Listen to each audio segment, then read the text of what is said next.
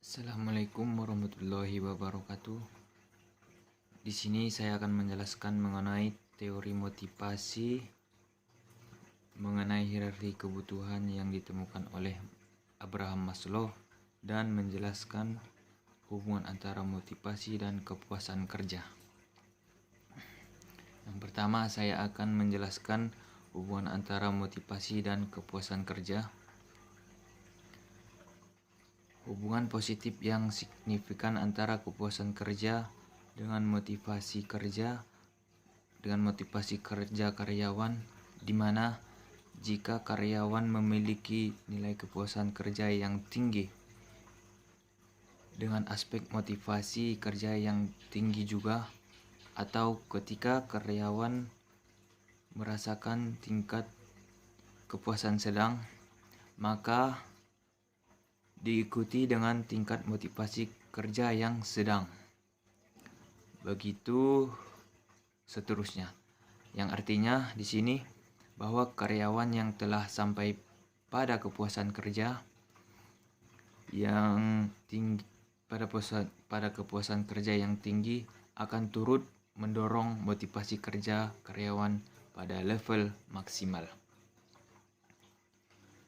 Nilai-nilai kepuasan kerja selayaknya menjadi perhatian dan dapat diciptakan secara harmonis oleh perusahaan terhadap karyawannya.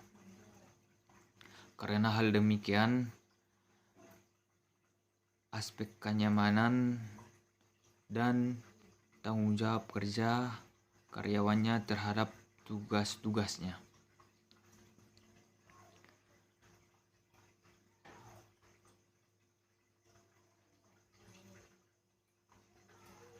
Dengan kata lain, untuk dapat menciptakan sumber daya manusia yang unggul dalam sebuah perusahaan, haruslah terlebih dahulu mampu diciptakan aspek-aspek kepuasan kerja terlebih dahulu untuk semua karyawannya.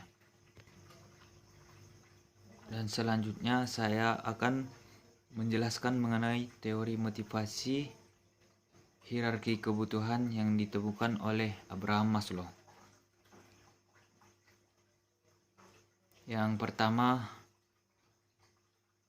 itu adalah kebutuhan fisiologis atau physiological needs. Merupakan kebutuhan yang paling dasar bagi manusia dan berhubungan dengan kebutuhan fisik. Contohnya kebutuhan makan, minum, bernapas, tidur, dan berkaitan dengan kebutuhan fisik lainnya. Kebutuhan fisiologis harus terpenuhi terlebih dahulu. Jika sudah terpenuhi, maka akan melakukan pemenuhan kebutuhan selanjutnya.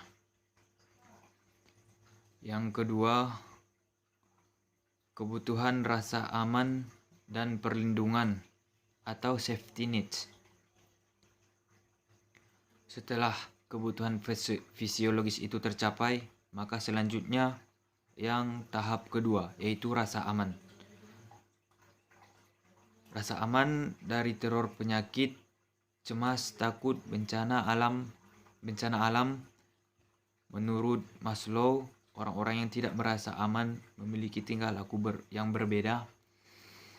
Mereka akan bertingkah laku seperti ketakutan yang berlebihan atau seolah-olah ada ancaman besar yang menghantuinya. Orang-orang yang tidak merasa aman akan mencari cara untuk menghindari hal-hal yang tidak diinginkannya. Selanjutnya, kebutuhan rasa cinta atau social needs. Setelah kedua kebutuhan tersebut terpenuhi, maka yang selanjutnya ini social needs atau rasa cinta, kebutuhan rasa cinta. Rasa cinta berupa rasa memiliki dan dimiliki, yaitu adalah kasih sayang sesama manusia. Manusia akan mencari pasangan, teman, ataupun sahabat yang bisa mengerti mereka. Dari pencarian inilah rasa cinta kasih muncul. Menurut Maslow, Kebutuhan cinta merupakan cinta yang memberi dan yang menolak. Seseorang yang sudah terpenuhi kebutuhan cintanya, maka dia tidak akan khawatir atau tidak untuk menolak cinta. Contohnya, jika seseorang wanita sudah menemukan pasangannya, maka dia tidak akan takut untuk menolak cinta lainnya. Atau seseorang yang sudah merasa cukup kasih sayangnya dari banyak pihak, maka dia tidak akan mudah hancur jika penolakan terjadi. Yang selanjutnya, kebutuhan akan harga diri atau penghargaan, yaitu esteem atau esteem needs.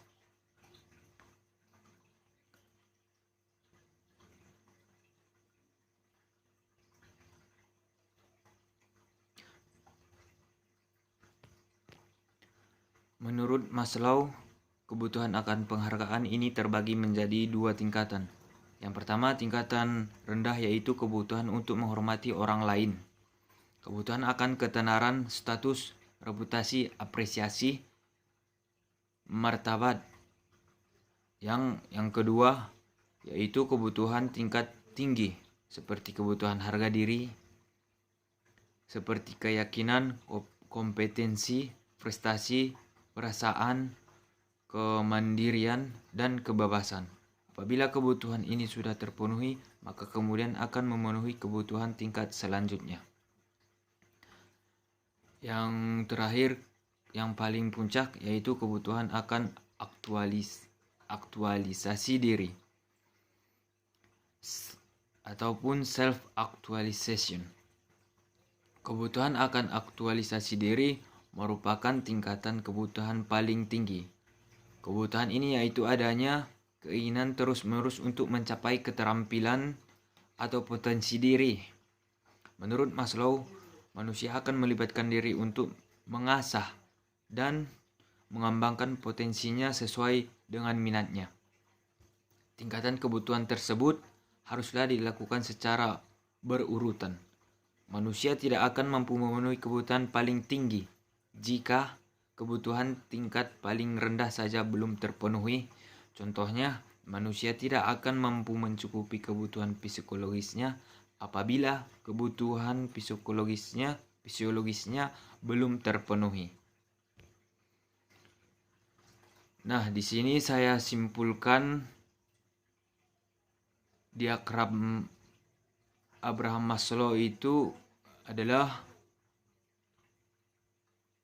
kebutuhan dasar manusia, dari yang paling rendah sampai bertahap-tahap yang paling ujung.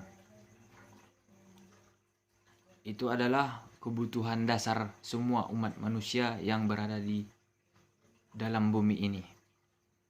Demikianlah penjelasan saya. Apabila ada kata-kata yang salah ataupun yang kurang dipahami, mohon diluruskan. Wabillahi taufiq wal hidayah. Wassalamualaikum warahmatullahi wabarakatuh.